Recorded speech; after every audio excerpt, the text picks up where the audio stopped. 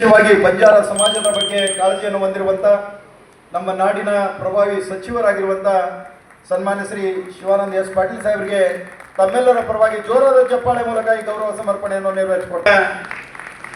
ವಿಶ್ವ ಬಂಜಾರ ದಿನಾಚರಣೆ ಅಂಗವಾಗಿ ಈ ಕಾರ್ಯಕ್ರಮಕ್ಕೆ ಚಾಲನೆ ನೀಡ್ತಾ ಇರುವಂಥ ನಮ್ಮ ಸಚಿವರಾಗಿರುವಂತಹ ಸನ್ಮಾನ್ಯ ಶ್ರೀ ಶಿವಾನಂದ ಎಸ್ ಪಾಟೀಲ್ ಸಾಹೇಬರಿಗೆ ತಮ್ಮೆಲ್ಲರ ಜೋರಾದ ಚಪ್ಪಾಳೆ. ಸಾಮಾಜಿಕ ಕ್ಷೇತ್ರದಲ್ಲಿ ಈ ಗೌರವ ಸಮರ್ಪಣೆಯನ್ನು ನೆರವೇರಿಸಿಕೊಡ್ತಾ ಇದ್ದೀವಿ. ಧನ್ಯವಾದಗಳು ಡಾಕ್ಟರ್ ಅರವಿಂದ್ ಲಮಾಣಿ ಅವರಿಗೆ.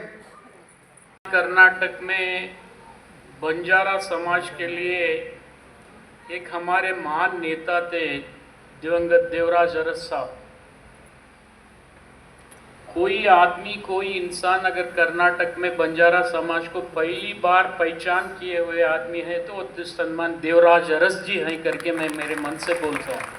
क्योंकि उस जमाने पे आपके दो आदमी थे, एक एल.आर. नाइक साहब और के.टी. राठौड़ साहब. उन्होंने ही आपकी जात को एससी में इंक्लूड किया है. आज तक वो सिलसिला चलते आया है. फिर भी थोड़ा कुछ परसों कुछ गड़बड़ हुआ है. वही बात हमारी बहन कांता नाइक ने आपके सामने जिक्र किया है. ಮೊನ್ನೆ ಕಾಂತಾ ನಾಯ್ಕ ಅವರು ನಾನು ಕೂಡ ಬಾಗಲಕೋಟ್ನ ತಾಂಡ ಮುಚ್ಕಂಡಿ ತಾಂಡಕ್ಕೆ ಹೋಗಿದ್ವಿ ನಾವು ಲೀಲಾನಗರ್ನಲ್ಲಿ. ಅಲ್ಲಿ ಕುಮಾರ್ ಮಹಾರಾಜರು ತಮ್ಮ ಮಹಾರಾಜರಿದ್ರು. ನಾನು ಕುಮಾರ್ ಮಹಾರಾಜರ ಮೂರ್ತಿ ಭಾಳ ಸಣ್ಣದಾದರೂ ಕೀರ್ತಿ ಭಾಳ ದೊಡ್ಡದು ಅಂದರೆ ಅದು ತಪ್ಪಾಗ್ಲಿಕ್ಕಿಲ್ಲ ಅಂತ ನಾನು ಹೇಳಬೇಕಾಗ್ತದೆ. ಮಹಾರಾಜರು ಭಾಳ ಸಣ್ಣವ್ರು ಅದಾರೆ, ಆದರೆ ಅಷ್ಟು ದೊಡ್ಡ ಮುಖ್ಯಮಂತ್ರಿ ಮುಂದೆ ಒಂದು ಬಿಚ್ಚು ಮನಸ್ಸಿನಿಂದ ಮಾತಾಡಿರ್ತಕ್ಕಂಥ ನಿಮ್ಮ ಮಹಾರಾಜರು ಯಾರಾದ್ರಿದ್ರೆ ಅದು ಕುಮಾರ್ ನಾಯ್ಕರು ಅಂತೇಳಿ ಭಾಳ ಹೆಮ್ಮೆಯಿಂದ ಹೇಳ್ತೀನಿ ನಾನು. ಮತ್ತು ಇಲ್ಲಿ ಕೂತಂಥ ಮಹಾರಾಜರು ಯಾರು ಸಿಟ್ಟಿಗೆ ಬರಬಾರ್ದು. ನಿಮ್ಮ ಮುಂದೆ CM ಸಿಕ್ಕಿಲ್ಲ, ಅವ್ರ ಕೈಯಲ್ಲಿ ಚೀಫ್ ಮಿನಿಸ್ಟರ್ ಸಿಕ್ಕಿದ್ದ. ಸಿಕ್ಕಾಗ ಕರ್ನಾಟಕದಲ್ಲಿ ಒಂದು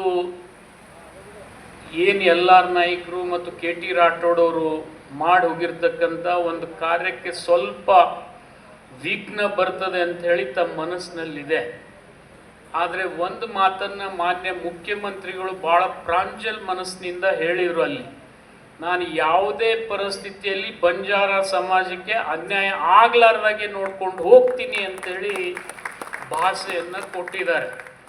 ಅದಕ್ಕೆ ನನಗಿಲ್ಲಿರ್ತಕ್ಕಂಥ ಬಹುತೇಕ ಎಲ್ಲ ಡಾಕ್ಟರ್ ನಾಯಕರು ಗೊತ್ತಾರೆ, ಈಗ ಬಂದಾರ ಅವರು ಎಲ್ಲರೂ ಅದೇ ವಿಚಾರವನ್ನು ಇಡೀ ರಾಜ್ಯದ ನಾಯಕರ ಗಮನಕ್ಕೆ ತಂದಿದ್ದಾರೆ.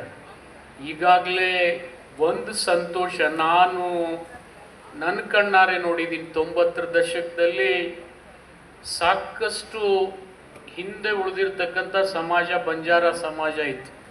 ಆದರೆ ಇವತ್ತು ನಿಮ್ಮ ಸಮಾಜದಲ್ಲಿ ಸಾಕಷ್ಟು ಬದಲಾವಣೆ ಬಂದಿದೆ. ಇವತ್ತು ಕರ್ನಾಟಕದಲ್ಲಿ ನನಗನ್ನಿಸ್ತದೆ ನಿಮ್ಮ ಸಮಾಜದವರು ಮಂತ್ರಿಗಳಾಗಿದ್ದಾರೆ.